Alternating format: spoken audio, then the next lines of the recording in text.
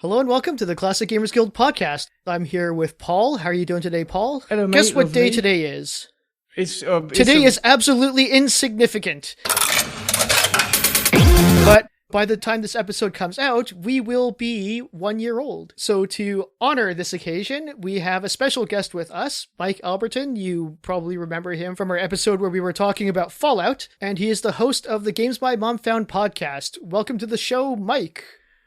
Hey, it's nice to be back on, especially to celebrate your year anniversary. Well, thank you very much. And your podcast, of course, focuses on you guys playing some older games for the first time and having a little chat about it, which is a little bit different from our podcast, which is why I'm not too upset at the fact that yours is doing so much better than ours. I call it a humorous reviews of retro video games, is kind of how I put it at this point. Yeah, that's a pretty good one. So it's also someone else gave me that idea who commented once, gave us a review. I'm like, you're correct. That's what we do. I didn't have any type of classification for it. I'm like, we play a game and we talk about it for an hour and then we break it down.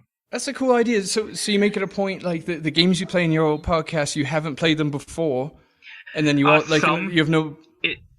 Usually each one of us will pick a game. Sometimes it'll be something that we always wanted to play or something that we just want to share with other people that we're like, this game is great.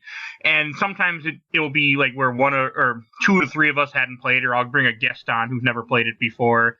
Sometimes, like when we did Space Quest 5 with Rick, none of us had played it but Rick, because the guy that had originally picked it was no longer on the show. So it was a new experience for everybody but Rick.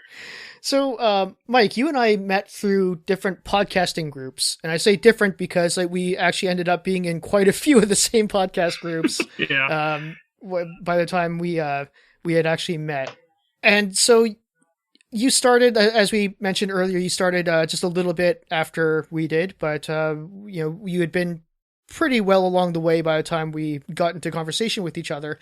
So I don't know. I guess one of the things I want to talk about, given that this is sort of like a year since our show started, what was it like? What was the origin of your podcast, basically? Well, the origin for me was I had just turned 31, and I'm like, I'm not getting any younger. It's something I wanted to do for 3 years. I've been thinking about it. Yeah. And I had listened to other shows, and I'm like, I really want to put this together. Because I play so many games as it is. I want to talk about it. And then I finally put a random request in one of my Facebook groups, said, hey, who wants to start a podcast with me? We're going to record Sunday night. We're going to play through a game each week. Here's the plan. And I got a few different people that responded, and that's how I formed it. So I put an ad in the newspaper essentially for today's standards. So, but not the ideal way, but it's worked. Yeah. So I don't recommend. What was your first steps in starting the podcast? Did you go into the groups first and just try to figure out what people do to start, or did you just jump right in? Did you start with a good mic? What was the very first few things that you did gathering up before you actually launched? Unfortunately, nothing as well planned as that. I had a cheap mic that I had bought because a year before that, or 6 months before that, I was supposed to start a podcast with a guy. We recorded one episode, and then nothing happened. He didn't publish it. He was supposed to get all that started, and then we just dropped it.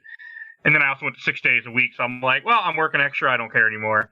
And so when we did finally record the first episode of Games My Mom Found, I was using a PS4 headset, and the audio was just terrible. And then I finally had to pull out my mic for the second episode.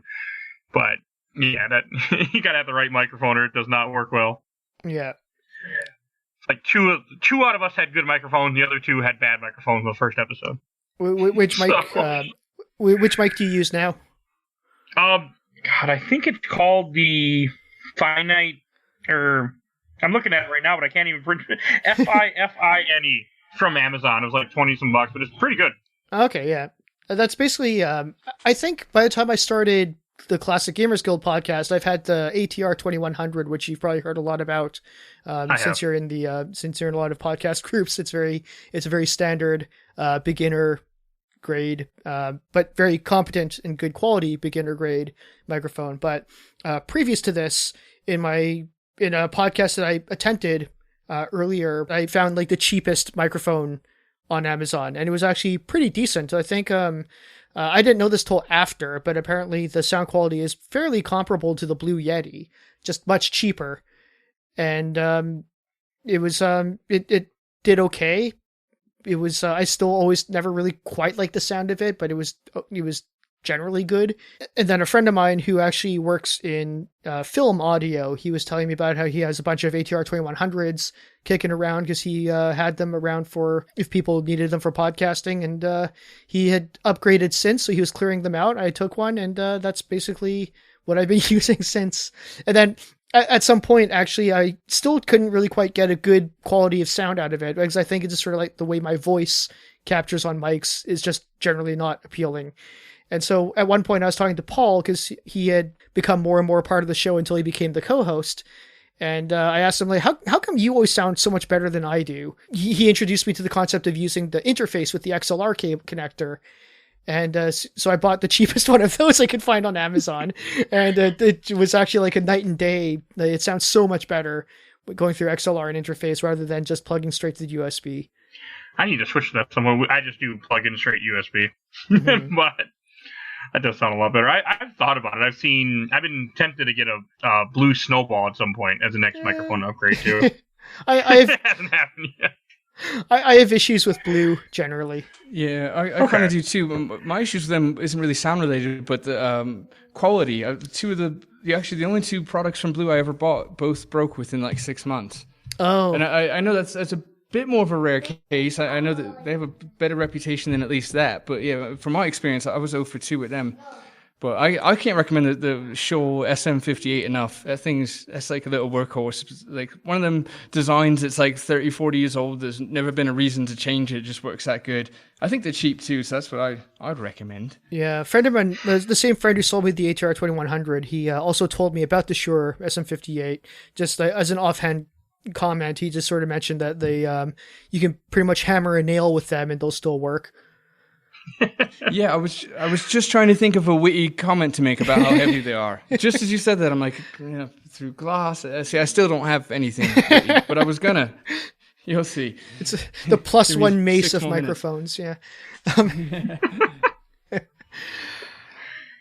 You must be a D&D fan, huh? Well, I was wondering. This is going to sound like a dick question, but I'm serious. What specific game did your mum find? Like, I'm guessing the name came from somewhere. Did she find a specific game? Well, it came from one of our the co-host that I unfortunately lost after 15 episodes. He's the one that came up with it, because when we were trying to figure out a name for the show, I had a couple I was shooting around. His mom had found his Game Boy SP for him when he was visiting for the holidays, and that's where the name had come from. Oh, okay. But the first game my mom ever did find me, unfortunately, I wasn't able to play, was Super Ghouls and Ghosts for Super Nintendo. Right. That was the first game I ever got. Yeah, that didn't go so well. Yeah, that would have been a good idea to come up with a name. It just came from the fact that his mom had found him his SP, and that's kind of how we were having a hard time picking the name to begin with. Yeah. Yeah, you can tell that I was not really the best at picking names for our show either. I just thought it was just kind of funny, the guy who picked the name, and he's also the guy that found us the music for the intro, which we use now. But he's the one that wasn't able to stay, because just the strenuousness of doing a podcast, especially because there's not really any money involved usually for a little while. It takes a while to really get going. Plus, I didn't want. I was kind of curious. Like, it sounds rather grueling to commit to playing a game a week. Like, how do you do it? Does it come a point where you'd have to just watch a playthrough, or what do you do to get through them? It's happened a few times. Normally, I mean, I have beaten every game on the show except for one, because I could not finish Beautiful Joe for GameCube. Right. But that's one tough ass game. It is. That. I was just going to say that's understandable, because it's pretty hard. I don't think I really got beyond like a level of that. It's really good. It's just it has to click for you. Like 2 of the 4 of us were able to beat it, and the other 2 of us were not able to finish it. But I mean, some weeks are fine. I have a rule of thumb where the game can't really be over 12 to 15 hours tops. I prefer something. We usually try to stick with stuff that's about 8 to 10 hours. I mean, a lot of games are shorter, and sometimes we throw in like an NES game that, with save states and other ways, you can beat it within an hour, and that way it'll help you more time for the following week idea. I calculate everything, so it's short game, long game. Right. That makes sense. So are you more like like 2 hours a night kind of guy, or like the day before you record, you just stay up all night and play? One of my co-hosts, he's done that a few times where he hasn't touched the game. Like Golden Sun is a 20-30 hour RPG, which is one of our early episodes when we didn't really know what the hell we were doing. And my buddy played it in like a night. He just played it nonstop. He put it off. We had 2 weeks to do it. He just didn't get to it. And then finally, he's like, oh crap, I better finish this. And he played through it all. But wow. Normally, I try to start everything ahead of time. And then, like, I usually have Monday, Tuesday off and try to play as much as I can the first 2 days. Did he actually find all the gins? No, none of us did.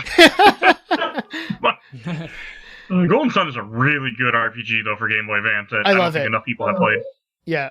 I'm not even really a JRPG kind of guy, and that's one of the rare exceptions. Like, I absolutely love it. I think it appeals to me, even though I'm not really an RPG fan. Or not a JRPG fan, I should say. I love RPGs. Yeah, well, you love more of the Western-style RPGs, I feel exactly. like Fallout, probably Baldur's Gate, I'm assuming? Yeah, that sort of thing. Which I never played.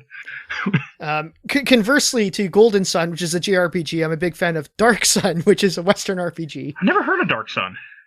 Yeah, it's a good one. It's very it's based on a D&D game, and it's probably like the one that I feel kind of really captures more of a D&D tabletop feel, which has been adapted to a computer game. Like, it really feels every bit of a D&D adventure for me. Okay, it looks interesting. I just pulled it up just now. I never got into PC games, unfortunately, until recently. Gotcha. So, out of the games that you played on your show, what would be your favorite new discovery for yourself? That's a tough one.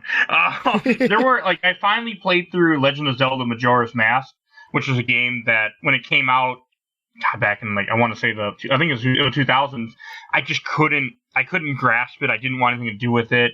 And then to finally come back to it and kind of force myself to play it, I really loved it. Like, that game is such a deep game that it takes a while to really get into, I feel like, because it has a time limit, which is annoying. Snatcher would be the one that I never even heard of until this show, and I think anyone should go. If you like adventure games, you should play it. It's a old PC, MS, I think it's MS Engine or PC Engine game. Yeah. It's worth playing. It's made by Kojima. Yeah, that's right. Because I also didn't hear about the game until I saw that you started to post that you were playing it for the show. And then I listened to a bit of the podcast episode where you guys talked about it. It's really fun. I mean, if you like that type of style of game, it's I mean, I played on Sega CD, which I wouldn't recommend buying a copy because it's like $500. But right. It's definitely worth playing. I wish they'd re-release it somewhere like GOG or let it go out there somewhere because it's something I think people would enjoy. It's too bad it's not in more places. Right. It's nowhere. I'll definitely right be checking that out. That's kind of cool. Yeah, because it's I can send you links if you like. Yeah, because it's kind of like Blade Runner by way of Hideo Kojima or something like that. There's a character in the game that looks like Rutger Hauer from Blade Runner. It's not Rutger Hauer, but he looks just like him, and he kind of fits in the same. He's a robot, so. Yeah. Which is not a spoiler, because when you see him, you already know it, because he's trying to kill you, so. So I don't consider that a spoiler. You'll figure it out when he has a gun to your head real fast. Yeah. That's how every character should be introduced. Like, we couldn't remember his name when we did the episodes. We just kept calling him Rutger Hauer lookalike throughout the episode, because we just could not remember the guy's name. Every time we look it up, we'd forget it. But So as I alluded to earlier, your show, despite being a couple months younger than we are, is actually getting a lot more numbers than we are, which I am totally not in any way jealous about. But I'm just curious exactly what you do to kind of get your show out there, because nothing for me has really worked in terms of any significant numbers. I tried the Facebook ads once, and I don't recommend it to anybody unless you're using like maybe the free $10 credit. It's not worth it. Right. Mainly for me, joining lots and lots of Facebook groups, and then just trying to post in there whenever I can, just about random stuff, so people recognize my name, and then I will promote the episode. But I don't never, like I tell anyone in the podcast, don't ever post it with the link in the post, because then Facebook, oh, you're trying to spread your show, or you're trying to do this. You didn't pay us, so nope, not going to let anyone see this. They do hinder posts that have links in them unless you're paying them. Interesting. I did some tests where I would publish it in the group, and then like when you publish it from your own page, you can see how many people view it. Yeah. And if you publish two different things at the same time, and one has a link and one doesn't, the one without a link will be shown to more people. So Facebook is that is very nice like that is very helpful information. I shall have to I'll have to take that into consideration moving forward. It can work in some ways, but if you're trying, and then anytime I talk about it, I try to always make it a question. Like I will say, like, hey, have you played this game before? This is what I think of this game. And then I'll slip in the name of the podcast and put a link in the comments. And that tends to get people talking and get people more excited about what you're doing and want to check you out more than just a simple ad. Like, oh, I see an ad. They don't, your eyes just keep going. But if someone is, having a conversation with you and you get your interest, you're gonna hopefully jump onto it. I always know, in general, that I should try to inspire more engagement in the post, but then when it actually comes time, I'm just sort of like, here's the episode. But I know I should be like asking questions or like trying to generate conversation, but when it comes to the moment, I'm just sort of like, hey, we did this. Well, I do it in groups that aren't interested in what I have to say half the time. Yeah. So that's part of it. In your group, I mean, they're there for that reason. Is different versus like what I'm doing. Yeah, Rick, I can't blame you because it's like after, talking about it, making notes, recording the episode, then you stay up like half the night editing the whole thing. By the time we're done with it, it's just like, here, whatever. Here's a fucking thing done. Yeah. I don't want to talk about this anymore. I really like editing. There's only been one episode where I was just like, let's get this over with. We did a 3-hour episode once, and editing that took forever. But no, I really like editing. Yeah, I actually really like editing ever since I started enforcing the 40 to 50 minute time frame. So usually around the time that we start hitting 40 minutes, I start waiting for a moment to end the episode so that it doesn't go over. And then I'll edit it down to about, my ideal is 35 to 45. Some of the longer episodes hit about 50, but I generally really try to regulate because I don't want to have to, the very first podcast I did, I tried to aim for 45 to an hour, and then, recording ended up being like 115 to 130, and trying to cut that down just took like 3 hours just to get through. And especially back then I didn't really have, I recorded on single track rather than multi-track, and that just like adds time trying to get that to work. I record all single track, unfortunately. I've been meaning to switch to multi-track. Like, we've been meaning to use Clean Feed ever since you came on the show back with Space Quest, but it hasn't happened. Well, we tried once and it failed, and we just never got around to it yet. Yeah, it's a little different now too, because now multi-track is behind a paywall on Clean Feed, whereas it used to be free. So we did. We did bite the bullet, or I should say Paul bit the bullet and forked over to get back on the multi-track. But for a while there, we it was like, well, we can't have guests anymore for a little while. We do everything through Skype, which is not the best, but it can work. Yeah. We made it work. Skype is screwy though. That's all.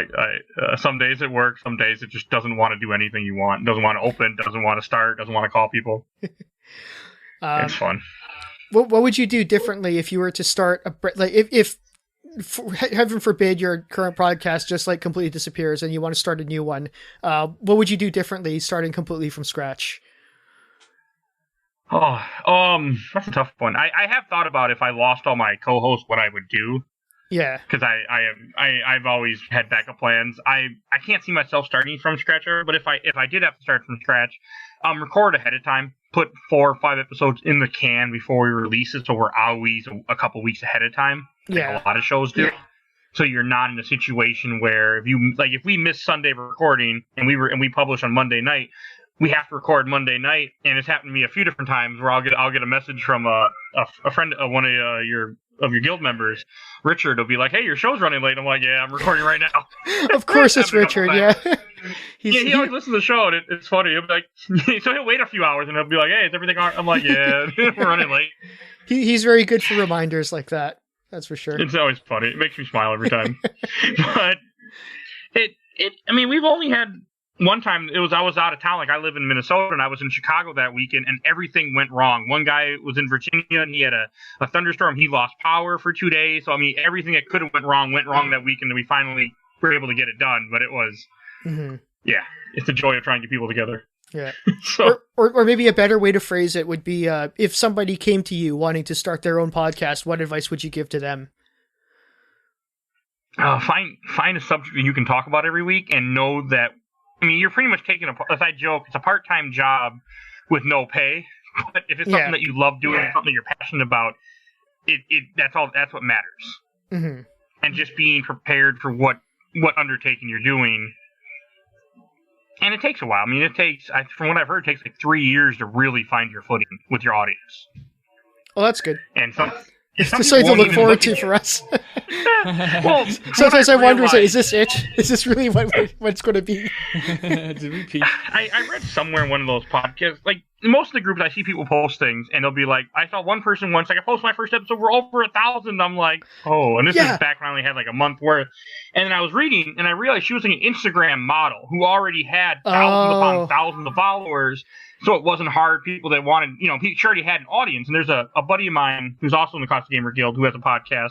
And he's beating our numbers. I'm like, oh, and then I realized he posted an article where he was on the front page of an article online where he was in a band. I'm like, oh, okay, that makes sense. So if you already have a following, you're not going to have to work as hard. Who was that? Because you already have people that care. James Woodard, the Zero Brightness podcast, I think it is. Yes, yeah, that's right. Yeah, they're good people. That's a good he's show. A real nice guy. Mm-hmm. I don't approve his opinion of Alan Wake, but other than that, he's really cool. So he hated that game. And I love Alan Wake. That is one of my favorite games. Yeah, I think they were kind of more. I mean, I think they legit didn't really like it. But I think they're more baffled by the fact that people love it so much. I myself haven't actually played it, so I can't really comment on that. But I did. I did witness a lot of. Yeah, I just don't have anything that can play it. I don't really have a very good computer. That's why I kind of stick to classic gaming. I played it on 360. That's actually one of the games I actually had bought limited edition collectors. I bought the collector's edition of it, which I never do. And that game was I was just immersed in that game even before it came out. I was so excited for it, and I went back and played it last year, and it still held up for me. Mm-hmm. It's a survival horror, but not as much survival. Yeah. Actually, Paul, how's the year been for you? Like, just sort of like becoming half of this half of our podcast. How was it reflecting back on the last year for you? It's been mega. I didn't see this coming. I feel like I get all the good bits, but I didn't have to go through kind of the struggles that you lot did as far as just launching it, coming up with the name, finding the crowd. I get to kind of ride on your coattails, Rick, and just like ride right in there. But yeah, it's strange, right? Because I was just a guest on episode like 6 or 7 or 8 or something like that. We'll start listing numbers; it'll be one of them. And then I don't even remember the back and forth we had as far as having me back on, and then I just kind of didn't leave. Like I was just like the guy on the couch, I guess. And just kind of somehow it's always there. Yeah, and what was that? What was the number, Mike? Like, what was the first milestone? Like 50% of podcasts don't make it past like 7 or something? 50% don't make it past 7, and 50% of those don't make it past 21 or 25. Yeah. So you got in while we were still uncertain, I think, Paul, as to which 50% we were going to be. Which I also feel affects like why a lot of people won't jump onto a podcast until it gets to a certain point. Like when I was looking for new shows, if I see a show that isn't in the hundreds, I'm like, oh, I'm gonna keep going because I want to find something already established that they're not just going to go away on you. Yeah. Right. Yeah, and honestly, I have like an unfair bias about the numbers thing too, because for me, it's not even like, are they going to stick with it? I just have this weird snobbery that you're making me face right now. I didn't think about it, but if I see a podcast or a lot of things with not a lot of views, I don't help them out for some reason. I'm just like, it must have a lot of reason. with society, if something is deemed more popular, we're going to draw to it. Even if it isn't good, it's going to at least get our attention, and then we either will stick with it or we'll be like, oh, this is stupid. But just that idea that mm-hmm. So I mean that's one thing about the numbers is that you keep producing an episode and you keep getting downloads. Plus, like other like Facebook and Spotify and everything else, the more people are listening to you, the more people are noticing you, the more it's going to spread you out because you can make them money essentially with advertising. So that's kind of how it works too, I think. I think what a lot of it comes down to too is, as you mentioned before, Mike, I can't remember if it was on the podcast or just before we started, but a lot of people don't realize how much work it is, and a lot of people don't realize the commitment behind it. So even, previously, my very first attempt at a podcast, we were just going to go like 1 hour episodes every 2 weeks. And I think giving us that extra time every 2 weeks sort of made it a lot more relaxed, and they would sort of be like, okay, well, maybe not this week, next week, and every now and then be every 3 weeks, every now and then be like one a month, and stuff like that. And it's kind of like, I compare it to going to the gym. Everyone buys the membership thinking they're going to go every day, but then they kind of remember what it's like to actually go to the gym every day, and they kind of like eventually don't. I mean, it's one of those things where you have to stick to commitment. Otherwise, you can't expect people to come back every week if you can't come back on your whatever your schedule you pick. That's why when I started the Classic Gamers Guild podcast, I actually started only myself, and it was going to be, the format was just me and a guest. So basically, I really only had myself to count on. It was just sort of, well, it doesn't matter if I have anyone else. As long as I have a guest lined up, then I'll do it. And I was going to go every single week, 30 minutes, as opposed to an hour every other week, because then that would just give more chance for me to procrastinate or sort of like, okay, well, maybe not this week or that sort of thing. It gave me a reason to be inconsistent, as opposed to if I say every week, then I know it's going to be every week one way or another. And of course, there were times like there were a few gaps where I had bronchitis, so I couldn't even talk.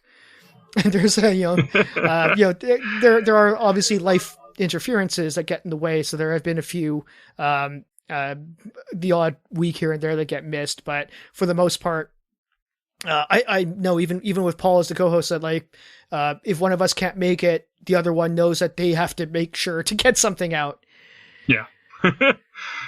The people aren't going to like it, but we'll get it out. Yeah, exactly. They tend to be our weakest episodes, but there'll be something there. I mean, a lot of it, I feel like it becomes, like with the podcast, like I have certain podcasts I've been listening to for, 3 or 4 years straight. I don't miss an episode. And it's just because it's part of something I do on my commute every day. And I feel like that's for a lot of people. Like you are their, something they rely on to get to, on their commute to work or in between work. Or if you have a job where you can just put headphones in and you're just doing whatever you're doing, it becomes part of your routine.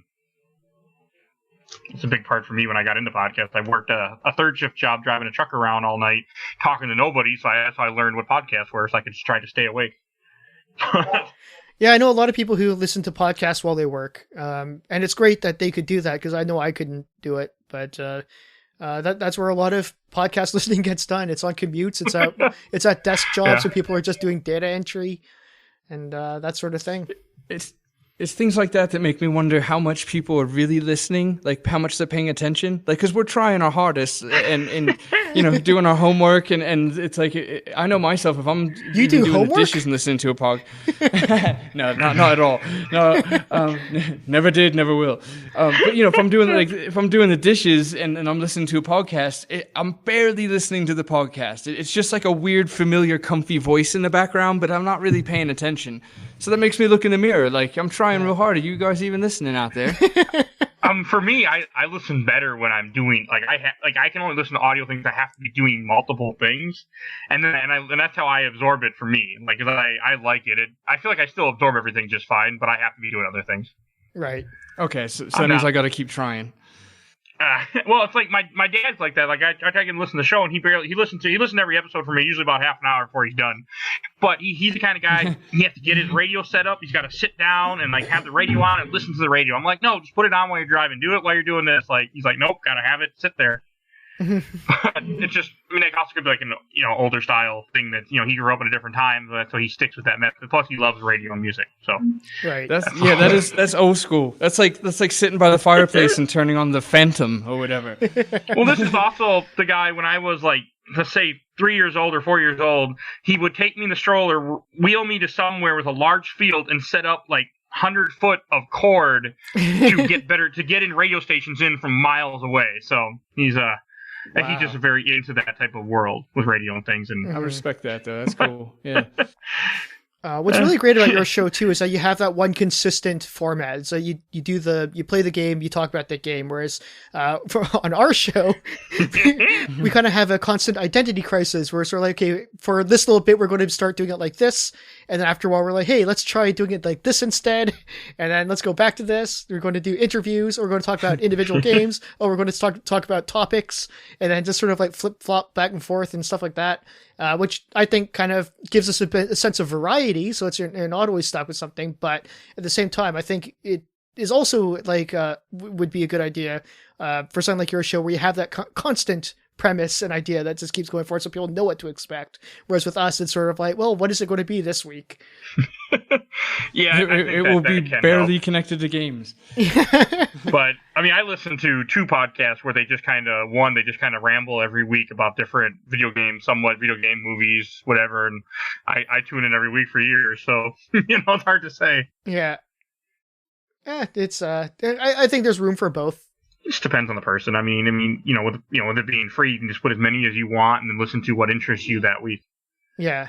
When you have time. Like, I have certain episodes I listen to no matter what, and I have backup ones that I go to if the other ones fail me.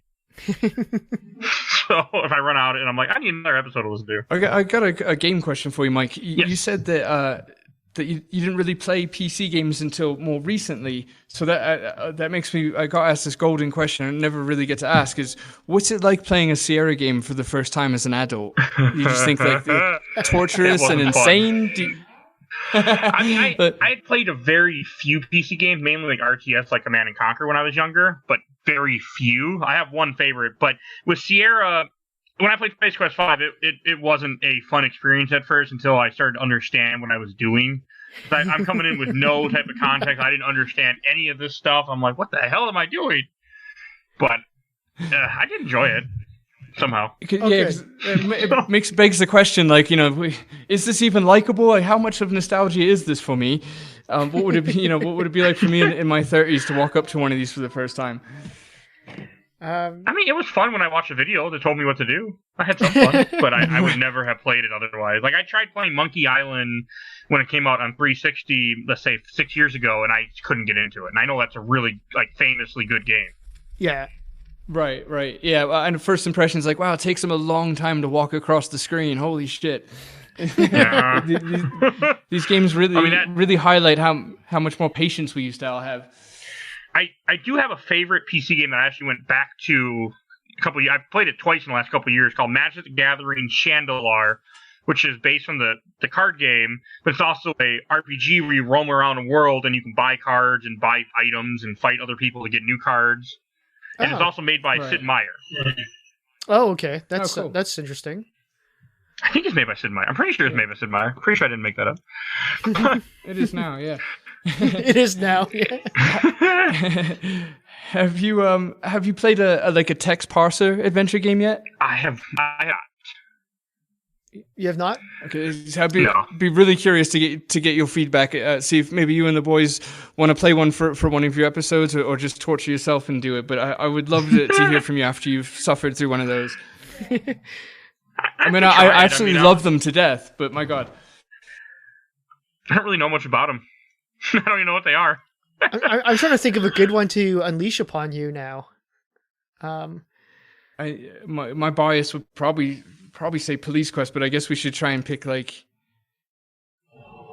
I've heard of Police Quest. I've seen in the Classic Gamers Guild people have posted about that game. I know Rick has too. Yeah, it's a very popular one. It's a lot of it's one that a lot of people grew up with. But I wonder if maybe something more SCI, like maybe Police Quest 2 you should try, because I don't think you're going to do very well at Police Quest 1. I'm not sure if you'll even enjoy it at this point, but well, I can tell you right now, it'll be me reading the guide. Just click this, okay. Click this, okay.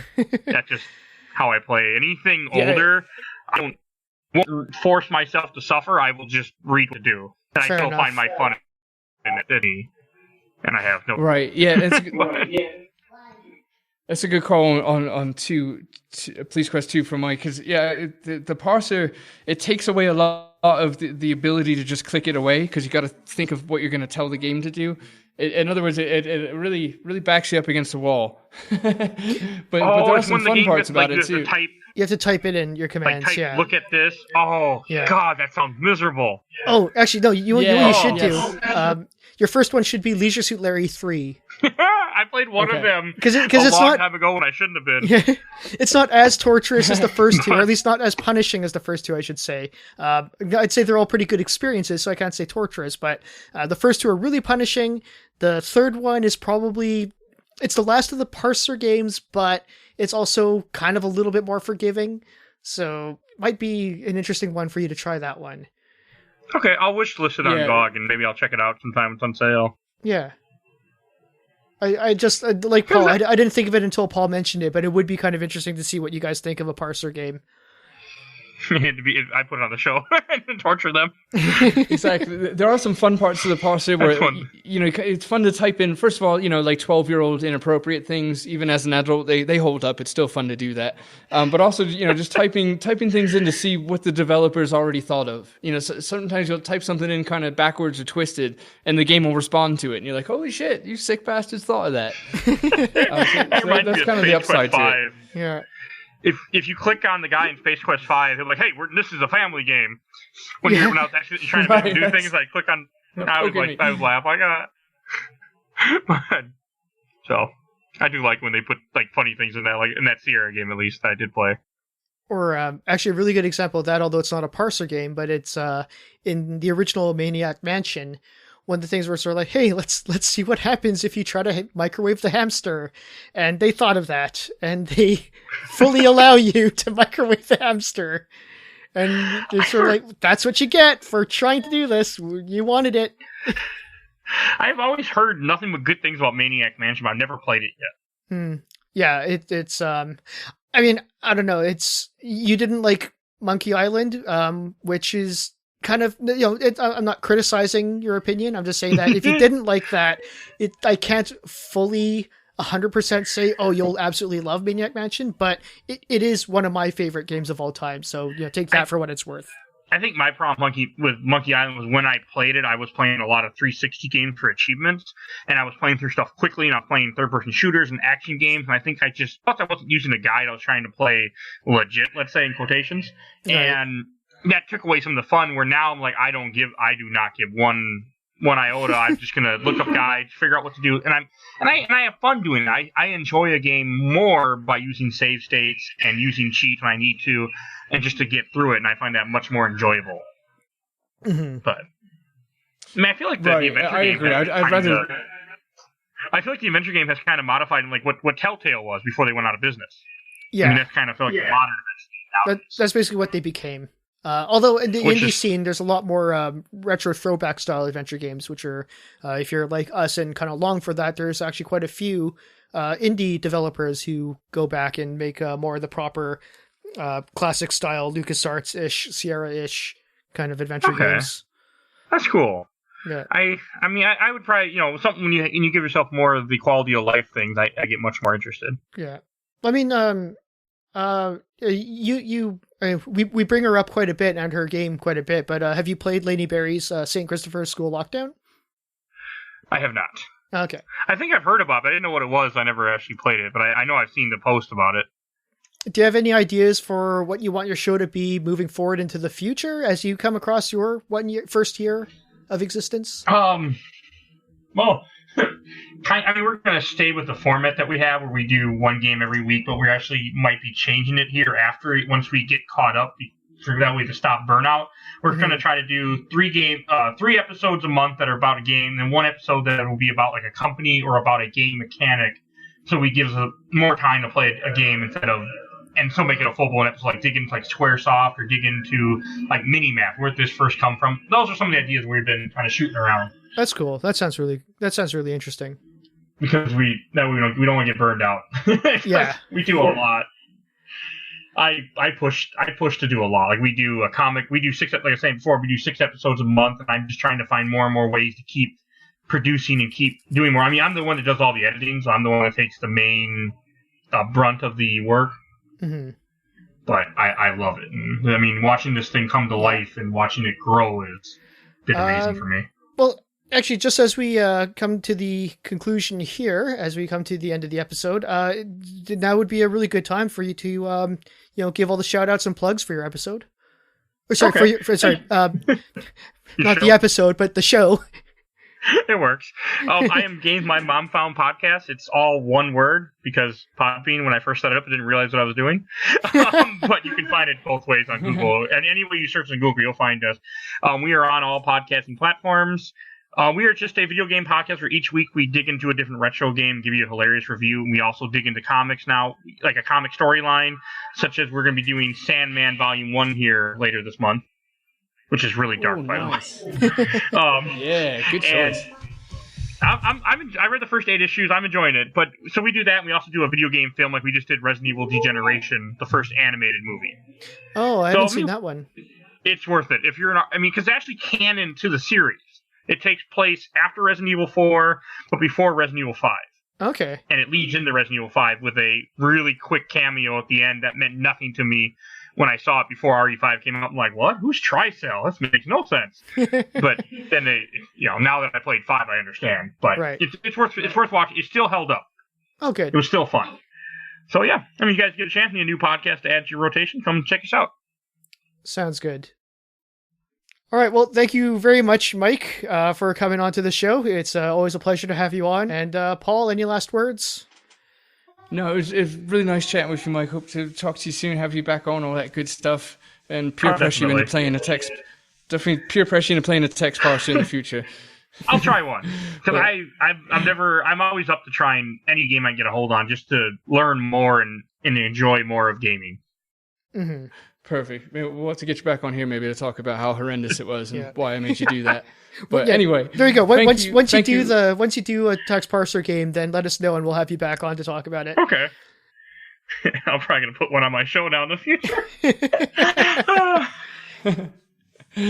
Awesome. All right, mate. Well, thank you all for listening, and don't do murder.